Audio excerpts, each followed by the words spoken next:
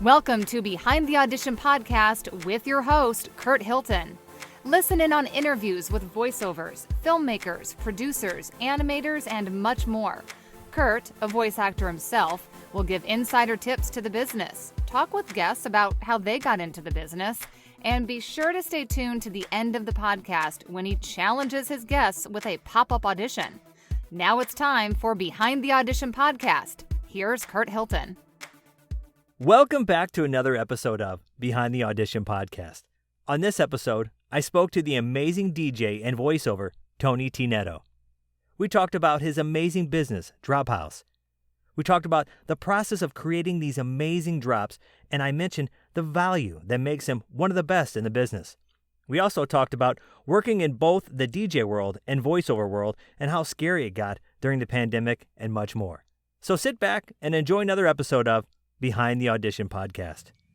All right, welcome to the show, the one, the only, the legend himself, Tony T. Neto. How are you doing? I'm doing really well after that introduction. That's amazing. Well, I actually do something fun in the beginning too, so it'll be even more amazing. You are the king of DJ drops. So first of all, I want to drop that out there and say, it's an honor to have you on the show.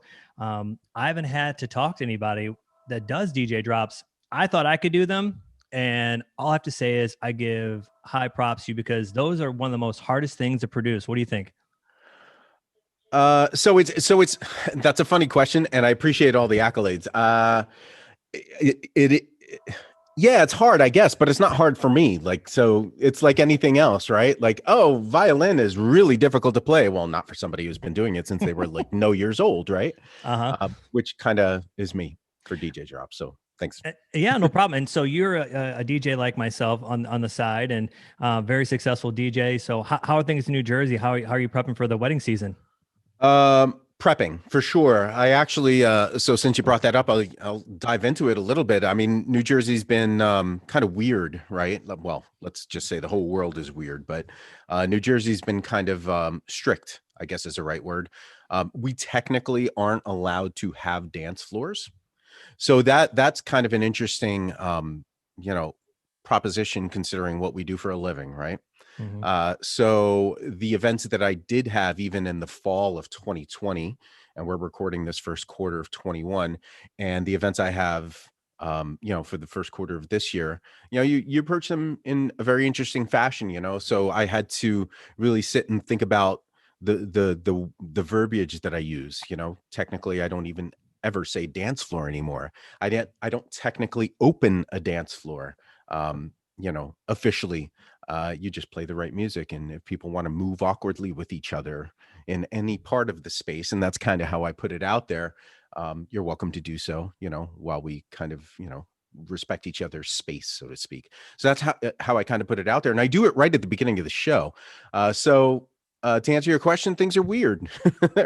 Everything is really freaking weird, but here we are, and we have to adjust, and we have to make our clients and our guests feel as comfortable as possible inside the scopes of what we're doing here. Absolutely. And I before the show started, you and I talked. Mine's in April, so I'm anxious but nervous because I don't know what to expect. It's going to be kind of little nerves and all that, but it is. I think we're all ready. But on the voiceover side, yeah. How did you get into the world of voiceover? I mean, you have an amazing voice. You do. Thank you. I follow you on Instagram and other social platforms. What is it that got you into voice acting? Thank you for that. I don't know that my path is necessarily as direct or as intentional as most voiceover artists are, especially nowadays. Like now, I think this is true in almost every industry where things are a little bit more out there, thanks to the internet and people just sharing, people like yourself and myself, who we just share so much. Right. And that's cool. But so there's a lot of resource. Maybe when I got started, 15 years ago or plus, I don't think we had as many resources, even though the internet was around, so to speak. So, I'll try to keep it more direct. Like my path to voiceover came from the live event space, because I was already a DJ and a club, I guess, MC, right? before I actually considered, recording my voice, so to speak. So that was my background. I was a nightclub DJ. That's what I was doing. And I was doing private events, all sorts of private events. I mean, I've only played weddings for the past 10 plus years, but I was doing all sorts of events, and that's where you really build your chops. You as a DJ would know that, obviously. So, coming to the voiceover world from the nightclub and nightlife entertainment kind of perspective is really different. So my approach was, or my avenue, I guess you would say, was, all right, so I live in this space. I know nothing but DJs, and these DJs literally are asking me for tags and liners and drops and all this stuff. And this is like, early 2000s, right? And I was like, okay, yeah. I mean, I had all the equipment because I also come at it from a production standpoint, which a lot of voiceover artists don't. They hate cutting, and they hate even just putting a little compression on their voice, and they don't know what to do, right? And I mean that no offense. No, right? absolutely. But that's my background. I was producing music back then, and that's a whole different animal. So I actually came at it from the back end, so to speak, where you're coming at it from the production side. And I was like, okay, yeah, of course I can do this. I mean, I do it in the clubs in front of 1,000 people, no big deal on a Saturday night, right? So I would, I started doing that, and I started in the beginning just doing it for all the DJs that I knew. And that's how I kind of like figured stuff out. I basically faked it till I made it. I was like, yeah, I can do this. Yeah, I can do it. Figure it the fuck out. Oh, you're fine. No, this is a big boy show. Yeah. So as far as one thing I like about your content, you give it to us real on there. Like a lot of voiceovers and voice actors out there, I know they're both the same thing, but I always say that. But anyway, so when sorta, some like to act, in games and stuff like that. Some are voiceover for whatever. Yeah. But as far as for you, you really do some cool stuff with, like, in your booth. You show, here's how I'm going to knock out this, challenge. And you actually show yourself messing up sometimes. And a lot of voice actors, they're like, I'm perfect. Watch me do this, blah, blah, blah. It's like one take, right? One take. Yeah. Yeah. Right. So, right. I like how you show how to work on those things to help you get better. And I think that's good content for voice actors. What made you want to do that?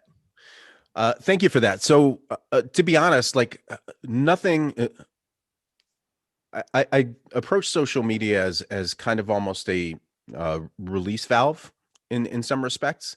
And to be perfectly honest, it is also part of promotion, so to speak. It's kind of how we put ourselves out there. That's how we're connected. That's how I'm connected to so many people across the country and across the world that I wouldn't know otherwise. Right. So for me, it's not about the perfect picture, right? It's not about the perfect take. It's not about the perfect video. I've been called many things, not the least of which is authentic. And I don't know what that means anymore, because everybody says, oh, you got to be real. You got to be authentic. Well, how do you do that? What? just be you. Unless you're an a-hole, then don't be you. Right. But so I get out there and people can show their perfect takes, and they can show the finished product. I think that's important too. But I think showing a little bit of the process and showing that like you're a real person. I just put out a video. Literally the last thing I did yesterday was doing tongue twisters in the booth. And I don't know if you got to see that, but if anybody didn't see that, it's 3 minutes of pure messing up. That's really awesome. What it is. Right. So tongue twisters is how we kind of like warm up and stuff like that, and stretch our faces and do all this goofy stuff that you don't want to do on camera. But the tongue twister stuff, I'm like, it'd be kind of cool to show that, because maybe not, especially like young newbies, let's say, to voiceover. They're just starting out and they're like, oh, tongue twister, I never thought of that. And I'm like, well, it's kind of foundational, right? All right. So here's a few, and here's how I totally F them up. All right. Because that's what you do. So I go into the booth, I press record, and I see what happens. And I make sure to keep all the gems, which are all the horrible takes. And even the videos that I do kind of like, I'm trying to show, this is what I do. This is what I'm doing. This is where we're going. And I show the finished product. If you wait long enough after the very last like credit, which is like my email address or something like that, there's usually, the golden egg on the other side, which is all the flubs. So that's awesome. That's awesome. Because funny you should say that, because I literally have stopped auditions a couple of times because sometimes the copy will throw me off, and it's like I couldn't say like one word. Oh, I've had it, and I'm like, I'm done. I can't do this. And could you imagine if it's for like a live remote hire Yeah, and you mess up 56 times, that person's like, dude, who is this guy? Yeah, and it depends on the day, right? Some Right. days you're like, oh, I am infallible today. I am Don LaFontaine, rest in peace. Holy shit, I can do no wrong. And then yesterday, I couldn't say copper coffee pot. I couldn't say that. Oh my gosh, that's a and good watch one. the video because it's in there. I'm like, coffee pot. Yeah. Yes. No, that is awesome. So that's actually great advice. So take us on a day of creating DJ drops. What's the first thing you do when you start a DJ drop? Is it the client that you're doing this DJ drop for? Is it, their personality? What is it that gets you going? That's a really good question. I'll try to keep it succinct. So usually if they come to me, they kind of know something about me, or they found me through, whether it's DJ's Vault, Joe Bunn, or on the internet, Jason Janai, obviously with SE Event Group, he always plugs me and stuff, or just being out there for so long, right? So you already kind of are dialed into my style, to be quite honest. So if you want to parallel that to us being, private event DJs, somebody who's going to want product A is not going to be coming to you if you are product M, right? So to speak, right? To keep it super vague. So we all have kind of our brand, our style that we bring to whatever our work is. So if they're already coming to me, they have an idea of what I do. There's tons of stuff on the site, the Drophouse site, which is my studio site, right? So they're already dialed in. They're really just trying to find out, cost and process and stuff like that. So the process really starts with, that first email, or it's usually an email or a text or something like that, whatever. And we'll kind of go from there. I do like to explore a little bit of vibe from them. So just like, again, paralleling it to the DJ world for the DJs who are kind of dialed into your podcast, they want to bring something to the table, but they also want to take something from their client, from their couple, right? So that they can make the celebration theirs. At least that's how I approach it, right? So some of me and some of you, and that's how we create the celebration, right? So same approach to DJ drops, probably a lot of me in terms of like production style and voice, obviously, and stuff like that. But also like, what are you using these for? Are they for, wedding promotional material? Are they for, when you play out and when we're allowed to play out again? Are they for your mixes on Mixcloud? Are they for, mixes for your DJs inside of your event, private event business, so I take that into account, because that's going to dictate, as as voiceover artists as well, that's going to dictate your delivery, your approach, your style, and right down to production, because I do the production too. So it might be aggressive production where you have a lot of stuff going on, a lot of like sound beds and a lot of like, a lot more chops and stuff like that, versus something that's a little bit more elegant, right? Something that's a little bit more refined, because you're talking to your client, right? And you don't want to be super square corporate, but at the same time, you don't want to blow them out of the water with stuff like that, gosh. right? Oh yeah. Right? I love that sound. So I don't know. I'm sorry I did that. It's funny. Kelly Clarkson does it now, and like, being at home, I walked around. I'm like, what is she doing? So more reasons not to do it. I'm sorry. Thank you, Kelly. Please don't do it. So anyway, if that makes any sense, I'm on fire right now. So if that makes any sense, that really is my approach. So to get a little more like, process oriented, get the vibe, all that stuff. I do ask for like, what are you looking for? Are you looking for liners for your company? Looking for liners for your DJs, for yourself? Let's say it's for yourself, and we're going to do like custom branding, right? Custom package of like 5 liners and stuff. And just a full disclosure, you always get more than you order. Okay. With me, I don't care. Like, I cut stuff up. I'm like, I give you a couple little like name drops and stuff like that. And I always do that. So now that I have that, that's the foundation, right? And then from there, to get a little bit more like granular production wise, I get an idea of what I'm going to do, which is usually pretty like straightforward. I kind of have a vibe that I bring to it. Record the vocal, clean up the vocal, which means like grab the takes that you want to take. Sometimes I usually, believe it or not, I hear it in my head before I record it. So that allows me to like, one thing that I do that's a lot of attention to detail. It's part of what I do. It's kind of my personality, is when I create, especially DJ branding, which usually goes over mixes, over beats and stuff like that. It's very tempo driven. So let's say you tell me this is going to be a fitness mix and it's going to be up around like 125, 135, right? Okay, cool. so I know where I'm living, right? So I know that like when I'm doing these drops, everything's going to fall on beat, right? Because That's awesome. there's a metronome in my head, right?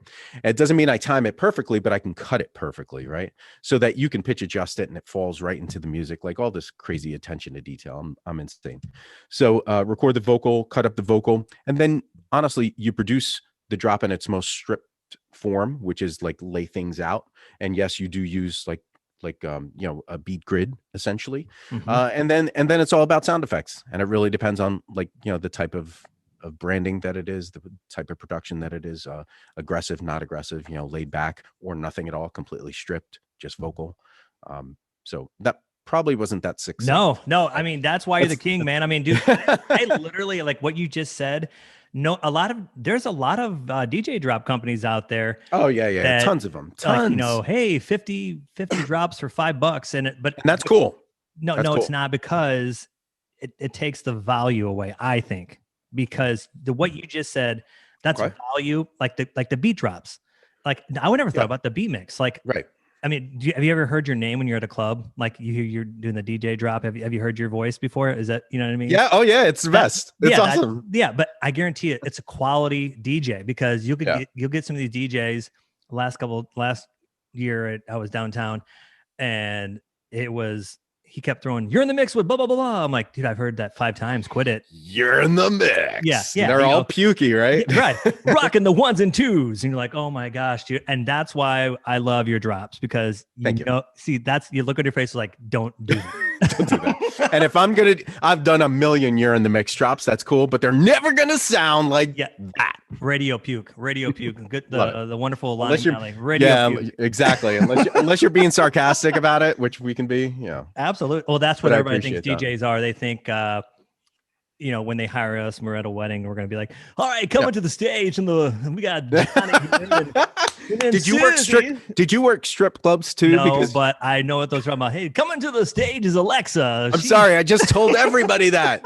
Nobody's listening, right? I did DJ in St. Louis, but not any of those places on the east side. Are you kidding? So, yeah. I started my career in those places. Oh my gosh. Oh, they get paid a lot of money. I just said that. Well, not back then, but it was a million years ago. Ah, crap. Stop talking. But see, this is awesome. Kurt's I don't even have to ask him questions. He's on fire. No. So this is why when I was talking. I wish I were on mute, really, actually. No, that's hilarious.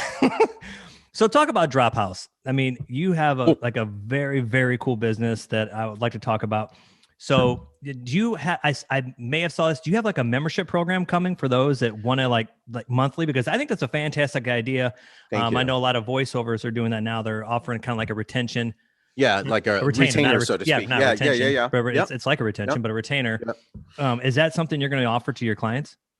Good question. And thank you for actually paying attention, because I did put that out there as kind of feelers, probably about, just towards the end of the year, about 2-3 months ago. It's something I was really messing with. I'm like, how cool would it be to do this? Right. Almost like all these like membership things are happening. Like you can buy like your clothes and monthly memberships, and, they get to know you and all that stuff. Right.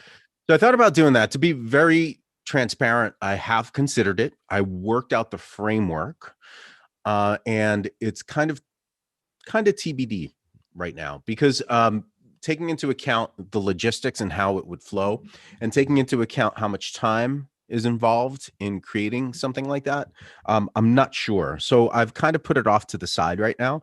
But basically, the idea is you would subscribe on a monthly basis and I created tiers. I'm toying with creating tiers. So like basically like 2 tiers. One is like pretty decent, and the other one's really decent, right?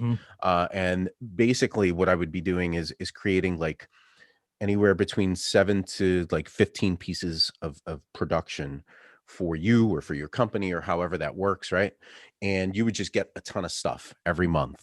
And it would be stuff that would be usable. And it would be relatively simple for me to create it, because it has to be scalable.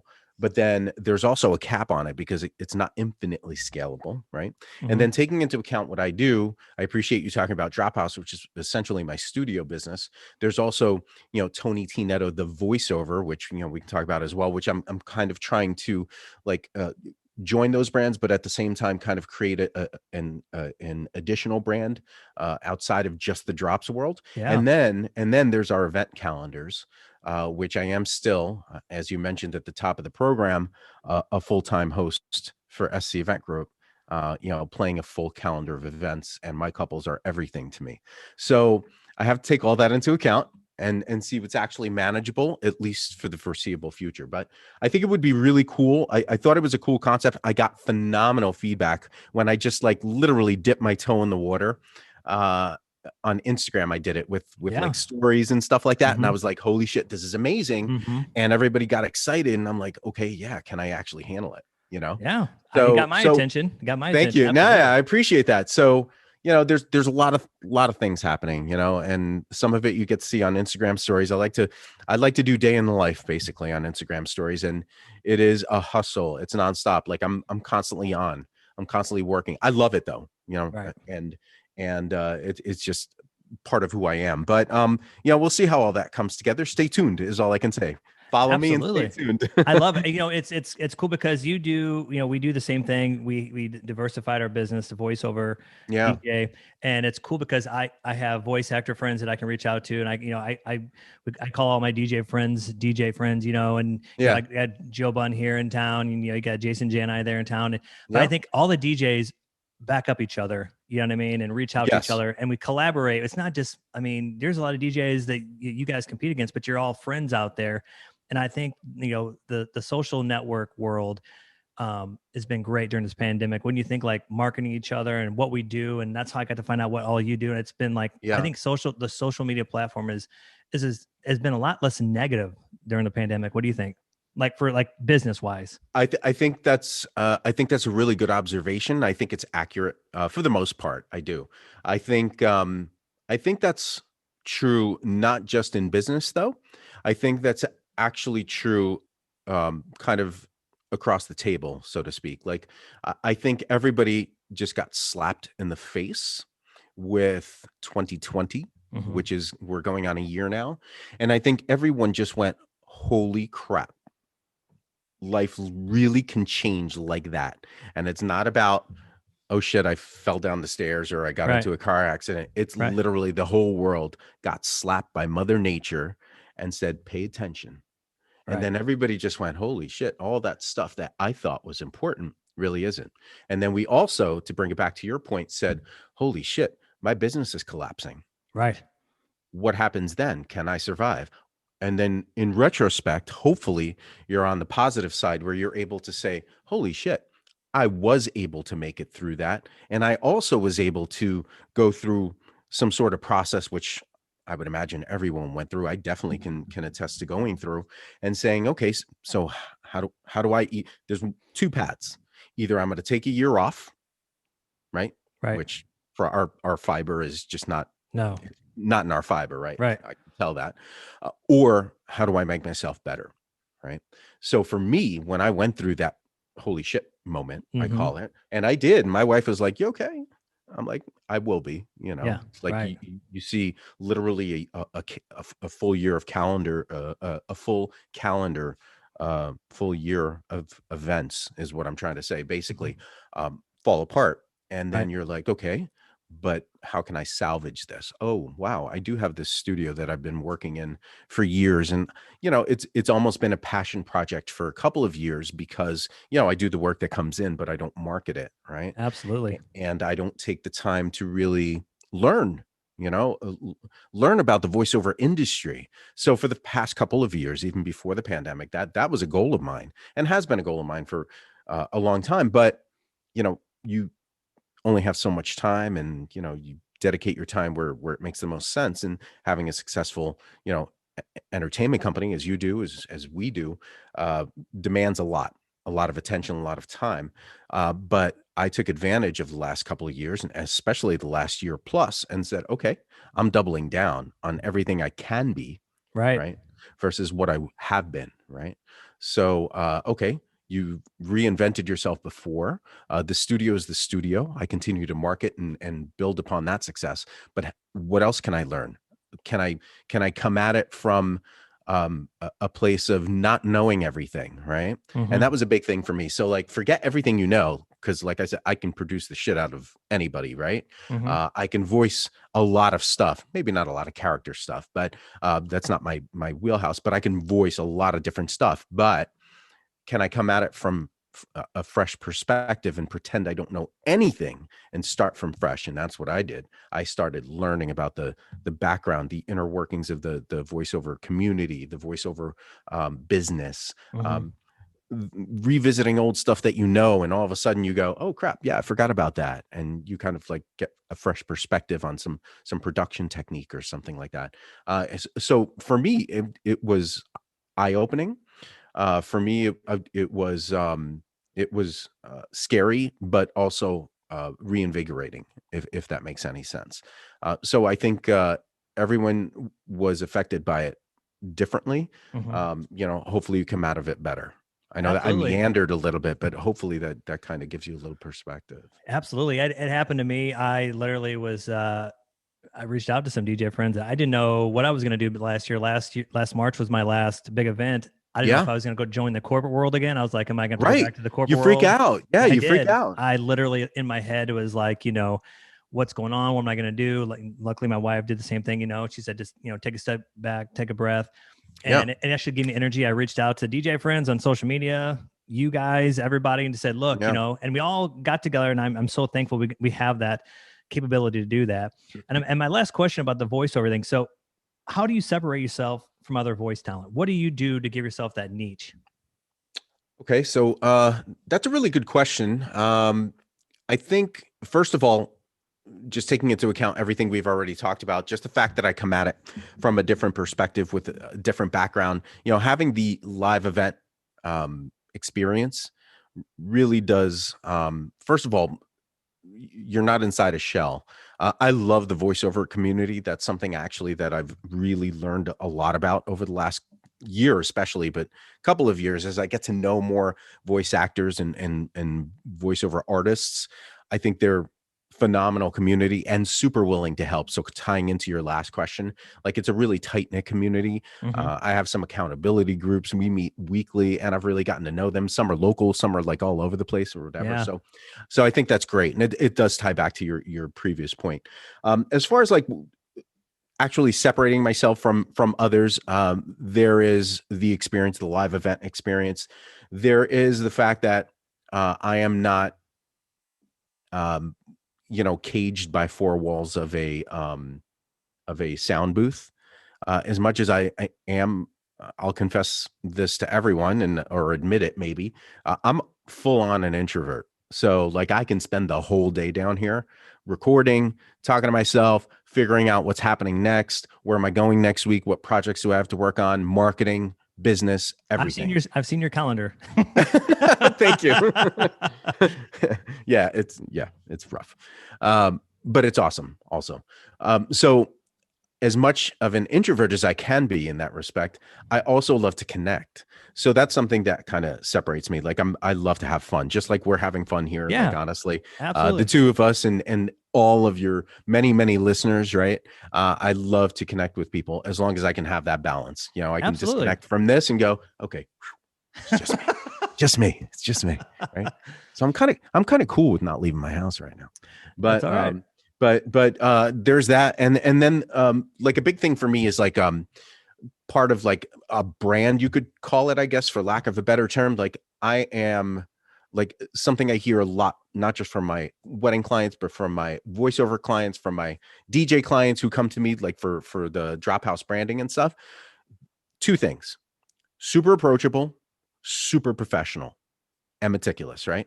Love it. So I'm the guy you can have a drink at the bar with and talk about pretty much anything, kind of like what we're doing right now, almost. Mm-hmm. No bar yet, but I'm also going to be like, okay, so when it gets down to business, let's really talk about business, right? What are we actually going for? What are we trying to put together? What are we working on? Okay, yeah, here's what it's going to cost. Here's how long it's going to take. I'm going to deliver probably early, at very latest on time.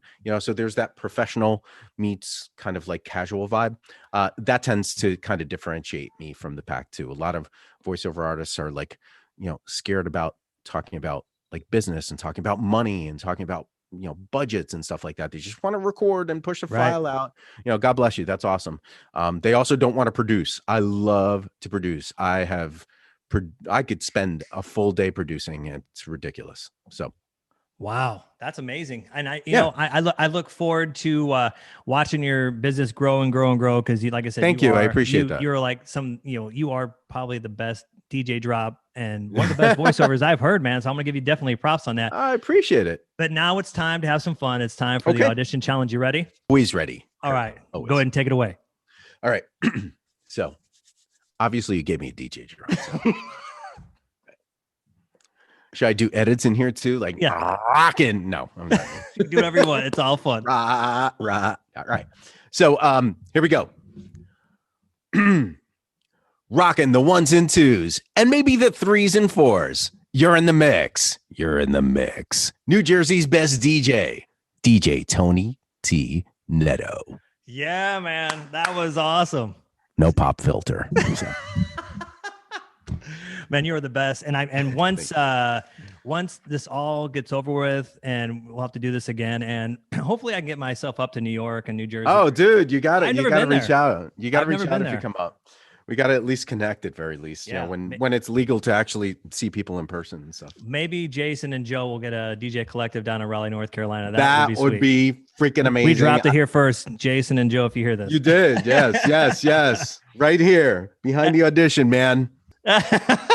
Sorry. Thank you. Dude, it's fine. It's fine. And thank you so much for being on the show. Ladies and gentlemen, pleasure, Curt. The best, Tony T. Neto. Thank you so much. Thank you so much, Curt. Good luck to you. Absolutely. For more information about Tony T. Neto and how he can have a drop made for you, visit drophouse.com. Thanks for listening in on Behind the Audition podcast, made possible by Hilton Productions. If you need a male or female voiceover, contact us at hiltonproductions.com. Hilton Productions, let our voices do the selling.